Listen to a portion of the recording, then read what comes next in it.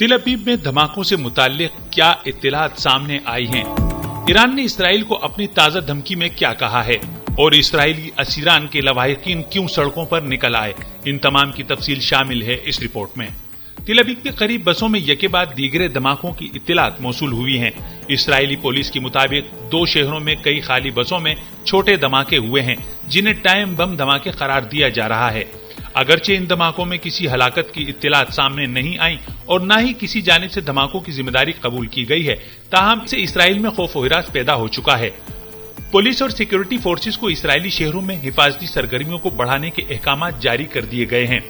ادھر اسرائیلی وزیراعظم کی جانب سے فوج کو مغربی کنارے میں آپریشن کے احکامات جاری کرنے کی بھی اطلاعات سامنے آئی ہیں۔ اسرائیلی وزیر دفاع نے جمعرات کے روز فوج کو حکم دیا ہے کہ وہ مقبوضہ مغربی کنارے میں اپنی کارروائیاں بڑھا دیں۔ یہ پیش رفت اسرائیل کے وسط میں بسوں کے اندر ہونے والے دھماکوں کے بعد سامنے آئی ہیں۔ نیتن یاہو نے بھی وزیر دفاع، فوج کے سربراہ اور اسرائیلی پولیس کے آئی جی کے ساتھ سیکورٹی اقدامات کا جائزہ لیا ہے۔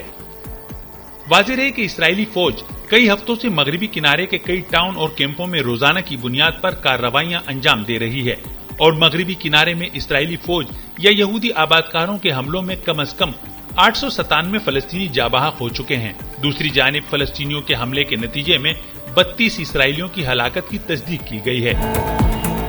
ادھر ایران اور اسرائیل کی جانب سے ایک دوسرے کو دھمکیوں کی نئی لہر سامنے آ رہی ہے۔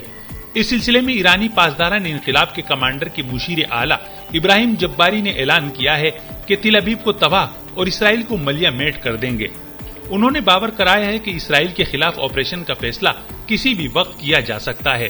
جباری کا یہ بیان پاسداران انقلاب اور اس کے زیر انتظام باسیج فورس کی جنوبی صوبے خراسان کے شہر پیرچند میں جاری مشقوں کے دوران سامنے آیا۔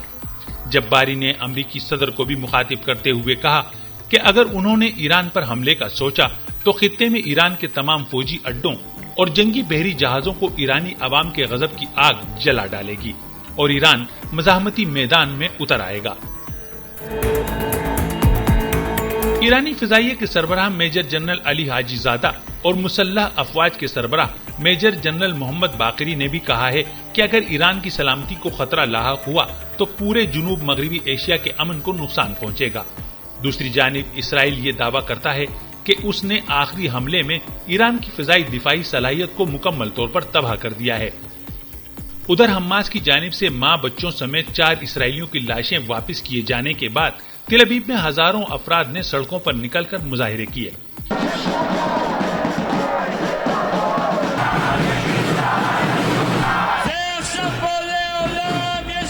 مظاہرین بقیہ تمام قیدیوں کی فوری رہائی کا مطالبہ کر رہے ہیں۔